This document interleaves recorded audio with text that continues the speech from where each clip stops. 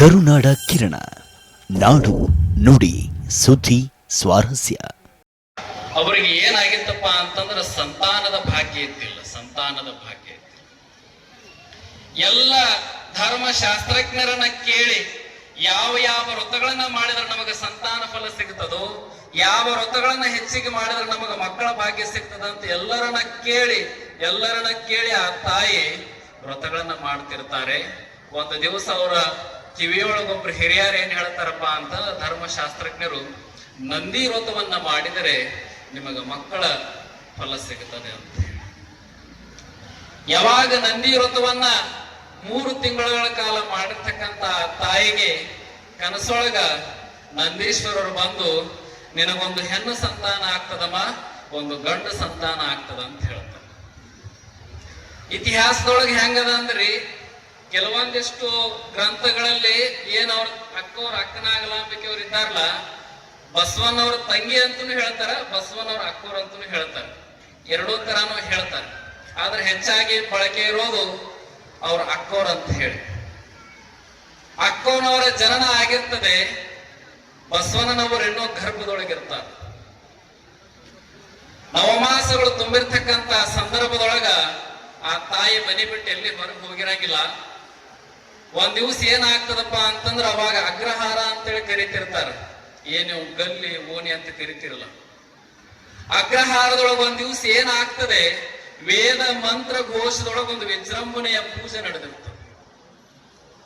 ವೇದ ಮಂತ್ರ ಘೋಷದೊಳಗೆ ವಿಜೃಂಭಣೆಯ ಪೂಜೆ ನಡೆದಿರ್ತದೆ. ಪೂಜೆ ಮತ್ತು ಮಂತ್ರಗಳ ಶ್ರವಣವನ್ನ ಮಾಡಲಿಕ್ಕೆ ಕೆಲವೊಂದಿಷ್ಟು ಜನರಿಗೆ ಅವಕಾಶ ಇರ್ತದ, ಇನ್ನು ಕೆಲವರಿಗೆ ಅವಕಾಶ ಇರೋದಿಲ್ಲ.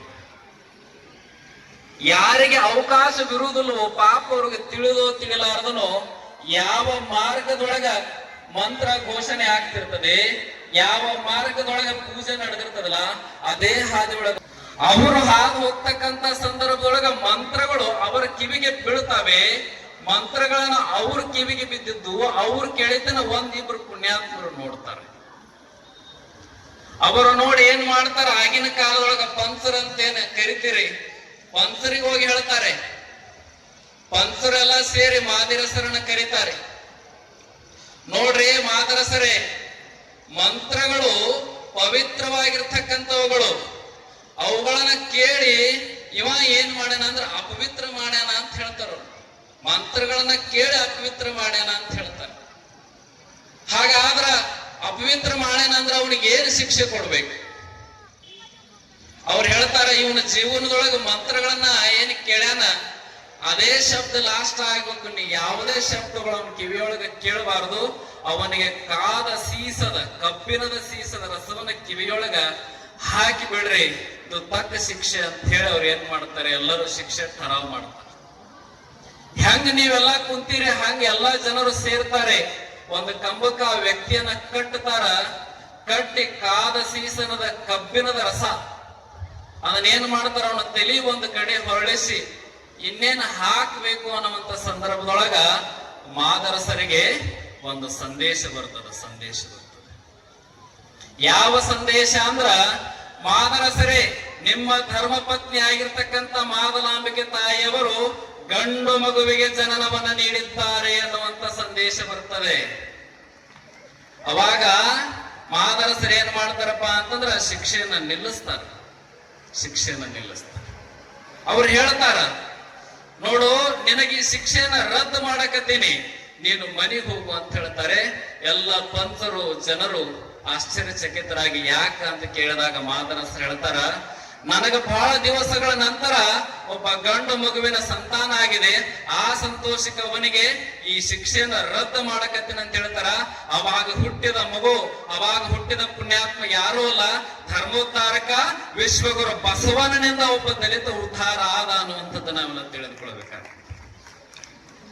ನನಗೊಮ್ಮೆ ಅನಿಸ್ತದ, ನನ್ನ ವೈಯಕ್ತಿಕ ಅಭಿಪ್ರಾಯ, ಯಾರು ಡಾಕ್ಟರ್ BR ಅಂಬೇಡ್ಕರ್ ಅಂತವ್ರು ಏನು ಸಂವಿಧಾನವನ್ನು ರಚನೆ ಮಾಡಿದ್ರಲ್ಲ, ಅವರು ಸಂವಿಧಾನವನ್ನು ರಚನೆ ಮಾಡೋದಕ್ಕಿಂತ ಮೊದಲು ಅಧ್ಯಯನವನ್ನ ಮಾಡ್ತಿದ್ರು.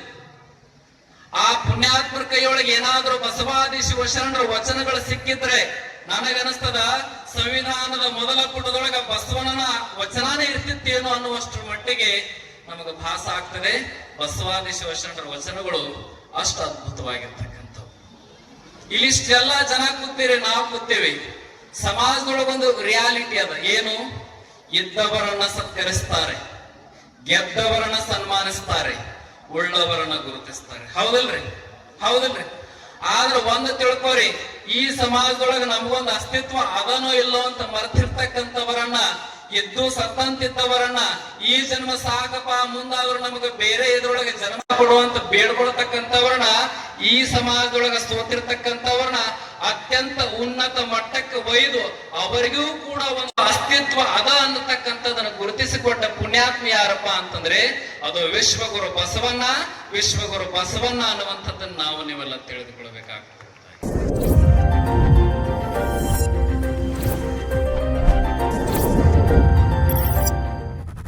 ಕರುನಾಡ ಕಿರಣ, ನಾಡು ನುಡಿ ಸುದ್ದಿ ಸ್ವಾರಸ್ಯ.